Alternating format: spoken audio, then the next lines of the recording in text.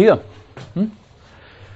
हम लोग आखिरी पिछली कक्षा में 9th में हम लोगों ने ट्रायंगल में क्या पढ़ा था? कॉन्ग्रुएंसी, कॉन्ग्रुएंसी, ठीक है, सर्वांग समता। सर और यहाँ पर हम क्या पढ़ेंगे? समरूपता। क्या पढ़ेंगे? सिमिलैरिटी। सिमिलैरिटी और कॉन्ग्रुएंसी दोनों अलग अलग चीज है, ठीक है।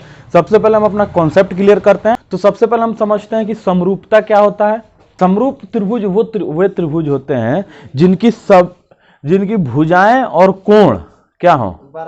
बराबर हो। जिनके अगर दो त्रिभुज हैं और उन त्रिभुज के भुजा कोण सब के सब क्या हैं? बराबर हैं। किसमें? Shape and size, shape and size दोनों में, यानी कि उनका आकार और उनका माप दोनों ही बराबर है। ऐसे त्रिभुज कौन से त्रिभुज होते हैं? कॉन्ग्रुएंट होते हैं। क्या होते हैं? कॉन्ग्रुएंट होते हैं। जैसे अगर आप एग्जाम्पल के लिए अगर लेके चलें तो हमारे पास एक त्रिभुज ये है, ये 9th का टॉपिक है, ये 9th का पॉइंट है। 9th वाले बैठे ही ना, मालूम होगा। ये मान लो ABCDEF, अगर मान लो कि ये क्या है, ये 2 3 4, अगर ये भुजा भी कितनी हो? 2 4 3 50 और 80। तो ये दोनों त्रिभुज कैसे त्रिभुज हैं? कॉन्ग्रुएंट है। क्या है? कॉन्ग्रुएंट है। यानी triangle ABC congruent triangle DEF, ये किसका साइन है? ये कॉन्ग्रुएंसी का साइन है। हम क्या पढ़ेंगे? सिमिलैरिटी पढ़ेंगे। सर शब्द से ही मालूम चल रहा है कि हम ऐसे त्रिभुजों को पढ़ेंगे, ऐसी आकृतियों पर हम ये अध्ययन आज करने वाले हैं जो क्या हैं? समरूप हैं, सिमिलर हैं एक दूसरे से, ठीक है। जैसे सिमिलरिटी में क्या कहता है? सिमिलरिटी में आकार से एक समान होना चाहिए, आकार एक समान होना चाहिए, साइज एक रेशियो में, एक अनुपातिक मान के साथ, एक बराबर अनुपातिक मान के साथ उसके आकार में परिवर्तन होना चाहिए। ये शब्द पर ध्यान देना, शब्दों पर ध्यान देना। क्या कह रहा हूं? क्या कह रहा हूं मैं? कि हमारा सिमिलैरिटी त्रिभुज कौन से त्रिभुज होते हैं, या सिमिलर आकृतियां वे आकृतियां होती हैं जिनका शेप तो एक समान होता है। शेप मतलब आकार तो एक समान होता है, लेकिन उनका साइज एक प्रोपोर्शनल में, एक बराबर प्रोपोर्शनल में, एक बराबर अनुपातिक मान में बढ़ता है चाहे घटेगा, बढ़ेगा चाहे घटेगा, ठीक है। यानी अगर हम इसको इस पर सबसे पहले अध्ययन किया था किसने? एक वैज्ञानिक हुआ करते थे, थेल्स, यूनान के, ठीक है। वो कब इस पर अध्ययन किए थे? ये जो स्टेटमेंट मैं बोल रहा हूं, या जिस स्टेटमेंट को हम अभी प्रूफ करने वाले हैं, जिस थ्योरम को, ये थ्योरम आया था ईसा पूर्व 600 ईसा पूर्व, ठीक है, 600 ईसा। तो एक चीज आओ, आज एक जनरल नॉलेज की चीज हम और देख लेते हैं। 600 ईसा पूर्व का मतलब क्या हुआ? मतलब 600 साल पीछे, आज से 6 साल से पीछे, आज से 600 साल पीछे नहीं। 600 ईसा पूर्व का क्या मतलब हुआ? 600 ईसा पूर्व का मतलब हुआ ईसा का जन्म कब हुआ था? ईसा का जब जन्म हुआ था तो हमने उसको क्या मान लिया था? 00। वो टाइम क्या था? 00। उस 00 से 600 साल पहले, उस 00 से 600 साल पहले, 00 से ये कितना आ गया? 2021, ठीक है। तो 2021 अब प्लस 600 कितना हो गया? 2021 अब प्लस 600 कितना हो जाएगा? 2621 साल पहले ये स्टेटमेंट दिया गया था जो हम आज पढ़ने जा रहे हैं। 2621 साल, कितना साल पहले? 2621 साल पहले। हाँ,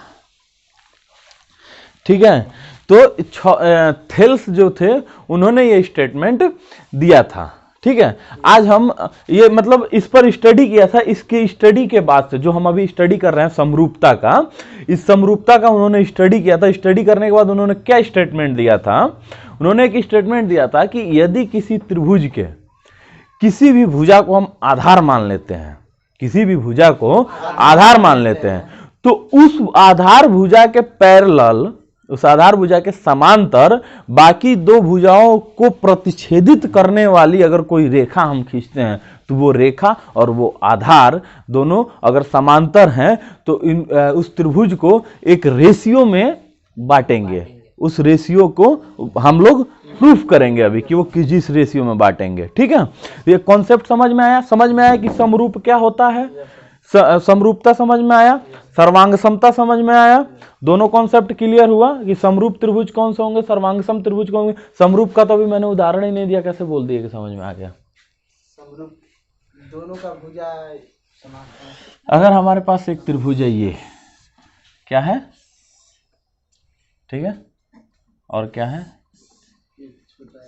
एक त्रिभुज है ये A B C P Q R, P Q R. मान लो ये क्या है? तीन। दोनों त्रिभुज कैसे त्रिभुज हैं? समरूप है, समरूप है, लेकिन अभी हम इसको समरूप नहीं कह सकते। अभी देखने में लग रहा है, हम जानते हैं समरूपता पढ़ रहे हैं तो हमने कह दिया समरूप है, लेकिन हम अगर खूब सारे क्वेश्चन दिए तब कैसे निकालेंगे कि समरूप है?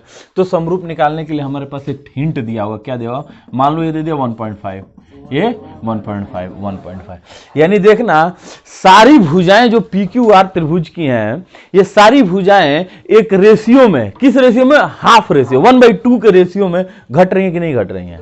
अगर इसी को 2 कर देता, इसी को 3 कर देता तो ये त्रिभुज समरूप नहीं रह जाता। यानी कि ये त्रिभुज क्या हुआ?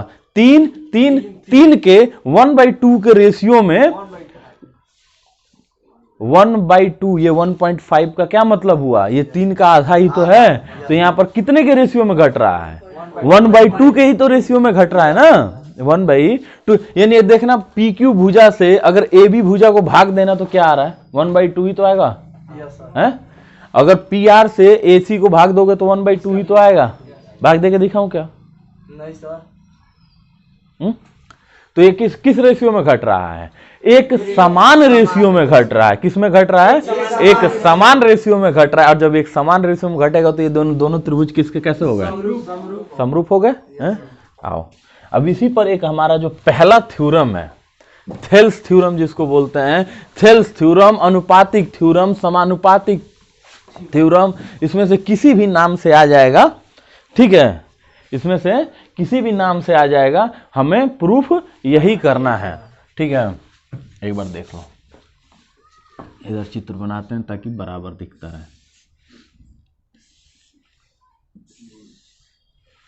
ये एक त्रिभुज है ए बी सी, ए बी सी। अब थेल्स भाई साहब क्या कहते हैं, आज से 2621 साल पहले क्या कह के गए चले गए थे कि इस बेसी के जो ये बीसी है, अगर मान लो हम यहाँ पर बीसी को आधार मान के चलते हैं, हमारे ऊपर हम एसी को भी मान सकते हैं। ठीक है, हम ए बी को भी मान सकते हैं, हम किसी को भी मान सकते हैं। कहते हैं कि इस बीसी के पैरेलल हम अगर कोई लाइन खींचते हैं जो बाकी दो भुजाओं को प्रतिच्छेदित करती है, बाकी दो भुजाओं को प्रतिच्छेदित करती है डी और ई पर, तो यहां पर एक रेशियो बनेगा, ए डी बटा डी बी बराबर ए ई बटा ई सी। ये रेशियो आपस में बराबर होंगे, बराबर होंगे। यही हमको सिद्ध करना है। यानी कि हमें क्या प्रूफ, हमें मतलब जो थेल्स के नियमानुसार क्या है, थेल्स के नियमानुसार ए डी बटा डी बी, ए डी बटा डी बी बराबर ए ई बटा ई सी, ए ई बटा ई सी। ये तो थेल्स भाई साहब ने कह दिया था और प्रूफ किया था, तो यही हमको भी प्रूफ करना है, यही हमको भी प्रूफ करना है। तो आओ इसको प्रूफ करते हैं। B P T, basic proportionality theorem और थेल्स थ्योरम, हम इसमें यूज क्या क्या करने वाले हैं, पहले उन कॉन्सेप्ट्स को हम समझ लेते हैं, उसके बाद से हमें इसको सॉल्व करना बड़ा आसान हो जाएगा। सबसे पहला तो हम लोग इसमें यूज क्या करेंगे, यूज करेंगे त्रिभुज का क्षेत्रफल, area of triangle. Area of triangle क्या होता है? शाबाश। अगर मैं पूछ दूं डेंसिटी क्या होता है तो कहना घनत्व। ठीक है, क्या कहोगे? घनत्व। सबसे पहला हम लोग कौन सा कॉन्सेप्ट यूज करेंगे? Area of triangle. Area of triangle होता है 1/2 बेस इंटू हाइट।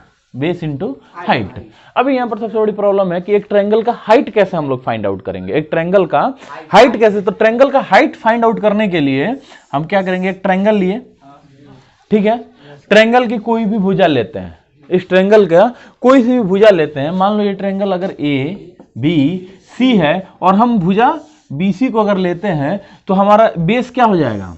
बीसी। और इस ट्रायंगल की हाइट क्या होगी? तो इसके बीसी के अपोजिट वर्टेक्स, इस बीसी का अपोजिट वर्टेक्स क्या है? ए। इस बीसी का अपोजिट वर्टेक्स क्या है? ए। तो इस जिस भुजा को हम जिस साइड को ले रहे होंगे बेस, उस साइड के अपोजिट वर्टेक्स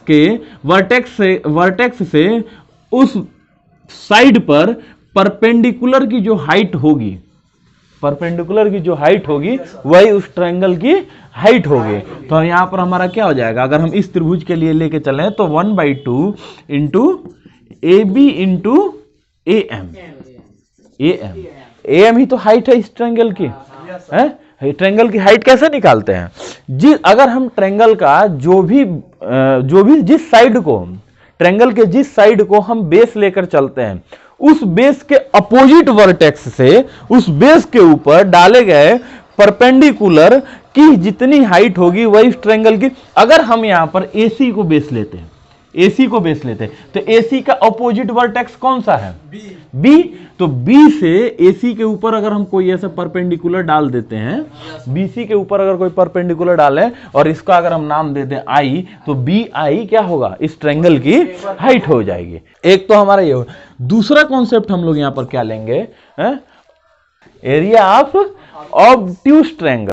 यानी कि अगर कोई ट्रायंगल मान लो ऐसे है, ए बी सी, ये ट्रायंगल कौन सा ट्रायंगल है? Obtuse triangle. क्योंकि ये जो एंगल है ये कितना है? 90 से प्लस में जा रहा है। अगर 90 से एक भी प्लस में चला गया यानी 91 हो गया तो वो ऑब्ट्यूज ट्रायंगल हो जाएगा। ठीक है, तो इसके अब हाइट, जैसे मान लो बेस तो हमने ले लिया BC, लेकिन कि BC का अपोजिट वर्टेक्स क्या है? यहां पर ए है। इतना ज्यादा सोचोगे? इतना ज्यादा सोचोगे? तो अब ये कैसे बताना? ए से क्या BC पर हम परपेंडिकुलर डाल सकते हैं? एकदम। कैसे डाल के दिखाओ।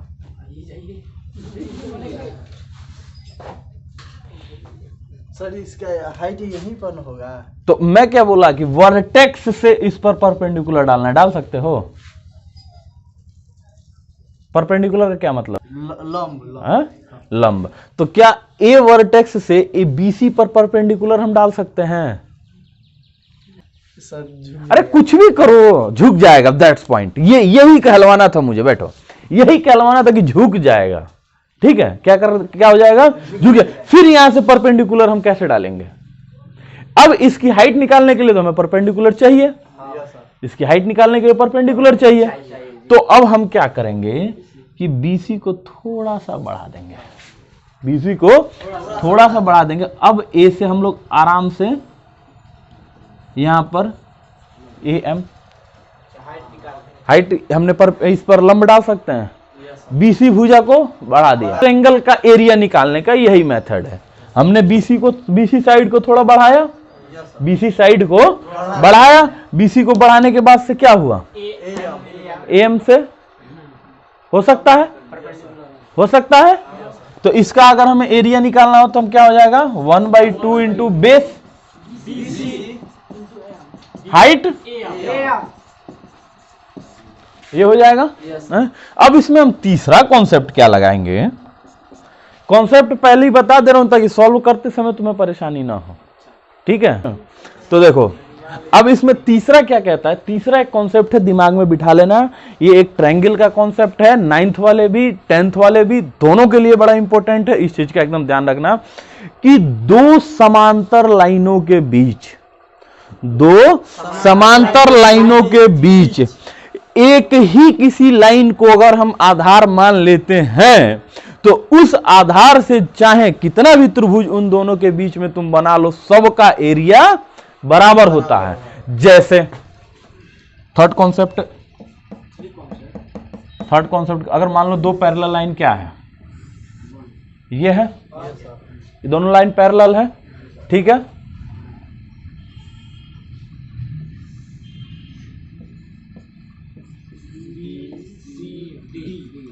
अगर हम AC को आधार माने, क्या माने, AC को, ध्यान रखना ये नहीं कि इसके बीच में चाहे किसी को भी आधार मान के ट्रायंगल बना दिया उसका एरिया बराबर हो गया, नहीं, आधार एक ही होना चाहिए, आधार एक ही होना चाहिए। अगर हम AC को आधार मान लें तो ये त्रिभुज कौन सा त्रिभुज हो गया, ACD, ठीक है। और एक त्रिभुज हम ये भी हमारा हो सकता है ACB, ABC या चाहे ACB, यहां पर आधार क्या है, दोनों में कॉमन AC।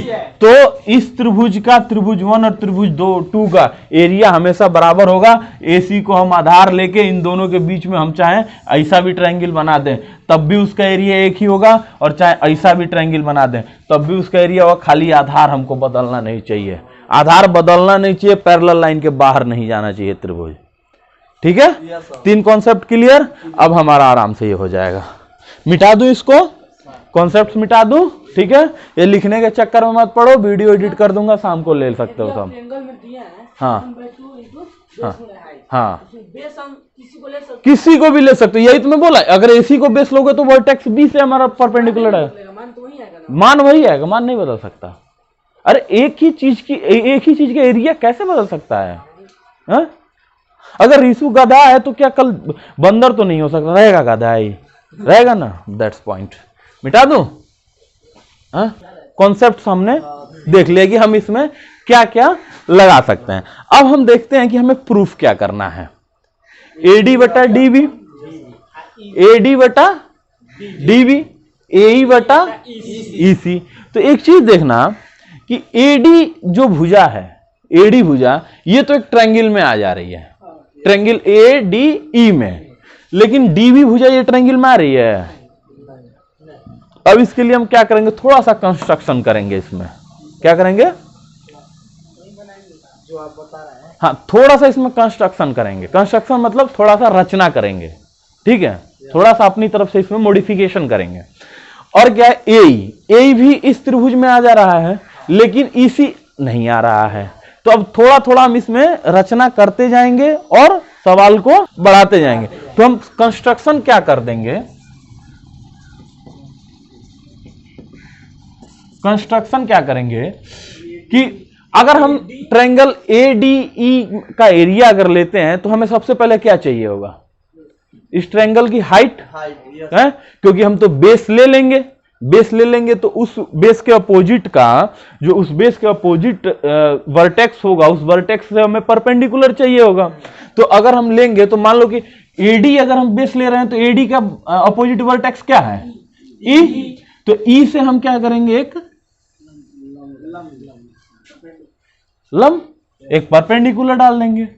और फिर इसी ट्रायंगल में हम क्या करेंगे, अगर बेस AE को ले रहे हैं तो AE का अपोजिट वर्टेक्स क्या होगा, D। तो D से भी हम एक क्या करेंगे, इसको मान लो M दे दिया, इसको N दे दिया, ठीक है। अब तो हमारा इस एक त्रिभुज का काम चल गया कि भैया एक त्रिभुज तो हमने क्या हुआ, AD जब अगर हम लेंगे तो हमें तो इसकी हाइट, अब तो हमारा इसका एरिया निकल जाएगा भाई, ठीक है। लेकिन अब समस्या कहां आती है, DB और EC में। तो यहां पर थोड़ा कंस्ट्रक्शन क्या करते हैं कि B से EC को मिला देते हैं, B से EC को और C से D को मिला देते हैं, ठीक है। तो अब क्या बन गया हमारे पास, ट्रायंगल DEB और CDE, दो ट्रायंगल हमारे कंस्ट्रक्ट हो गए। तो हम यहां पर क्या, अगर कंस्ट्रक्शन में हम अगर करना हो तो हम क्या करेंगे, यहां पर DN परपेंडिकुलर टू EM, नहीं, DN perpendicular to AE and EM perpendicular to E M perpendicular to A D और draw a line from C to D और and B to E and draw a line from B to E and C to D. मतलब एक line हमने B से ई खींची और सी से D खींची, हमें क्या मिल गया? ट्रायंगल बी डी ई और सी डी ई मिल गया। अब सबसे पहला अब हम काम क्या करते हैं कि triangle A D E, area of triangle A D E is equals to 1/2 into base into height, base into height. अभी बेस हमारे पास यहां पर क्या हम बेस लेते हैं? एडी को। बेस किसको लेते हैं? एडी को। तो 1/2 इंटू एडी इंटू हाइट। अब हमारा यहां पर क्या हो जाएगा? E M. ये हमारा इक्वेशन फर्स्ट बना लिया, ये इक्वेशन फर्स्ट बना लिया। अभी अगेन हम इसी ट्रायंगल में चलते हैं, ए डी ई। अभी बेस हम क्या लेंगे? ए को लेंगे तो हाइट हमारी क्या हो जाएगी यहां पर? D N. Also area of triangle A D E is equals to क्या हो जाएगा? Half base into height, base into height. अभी बेस हमारे पास क्या हो गया? ए हाइट क्या हो गया? D N. ये इक्वेशन सेकेंड। अब हम आगे क्या चलते हैं? Triangle B D E, in triangle B D E. ये बी डी ई कौन सा ट्रायंगल होगा? ऑब्ट्यूज ट्रायंगल होगा। ऑब्ट्यूज ट्रायंगल में देखना, ये वाला एंगल 90 प्लस है, ये वाला एंगल 90 प्लस है, तो क्या बन गया ये? Obtuse triangle. ऑब्ट्यूज ट्रायंगल में अगर हम बेस लेते हैं बीडी को, तो बीडी का अपोजिट वर्टेक्स क्या है? ई। वर्टेक्स केवल पूछा हूं, परपेंडिकुलर नहीं। बीडी का अपोजिट वर्टेक्स क्या है? ई। अभी क्या ई से परपेंडिकुलर हम लेंगे? ई से परपेंडिकुलर लेने के लिए बीडी को हम क्या कर दिए? कंस्ट्रक्ट किए। कहां तक? ए तक करेंगे तो हम ई से आराम से यहां तक हम लंब डाल सकते हैं। यानी अगेन ई एम जो परपेंडिकुलर है, जो किस पर था? एडी पर, वही परपेंडिकुलर किस पर आ जाएगा हमारा? बीडी पर। ये यहां पर कौन सा एंगल था हमारा? ऑब्ट्यूज एंगल का जो कॉन्सेप्ट था उसके अकॉर्डिंग। ठीक है, तो अभी आ जाओ, अब क्या करेंगे? And area of triangle B D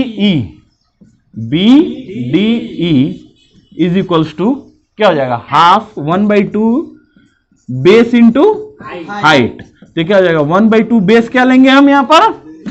BD. क्या लेंगे? डीबी। शाबाश। डीबी इंटू हाइट क्या हो जाएगी? E M. ये हाइट ई एम कैसे हुआ? ये कॉन्सेप्ट सबको क्लियर हुआ कि नहीं? क्योंकि ये ट्रायंगल के बाहर जा रहा है, तो ऑब्ट्यूज वाले कॉन्सेप्ट से ये क्लियर हुआ। हाँ, ठीक है। ये कौन सा इक्वेशन हमारा हो जाएगा? थर्ड। क्या हो गया? थर्ड। ऑल्सो नहीं, एंड ऑल्सो, इसी में थोड़ी, हम अपने दूसरे ट्रायंगल की बात कर रहे हैं ना। And area of triangle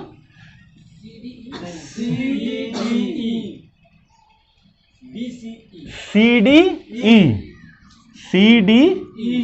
is equal to क्या हो जाएगा? Half base into height. तो यहां पर देखना, बेस क्या ले लेंगे हम?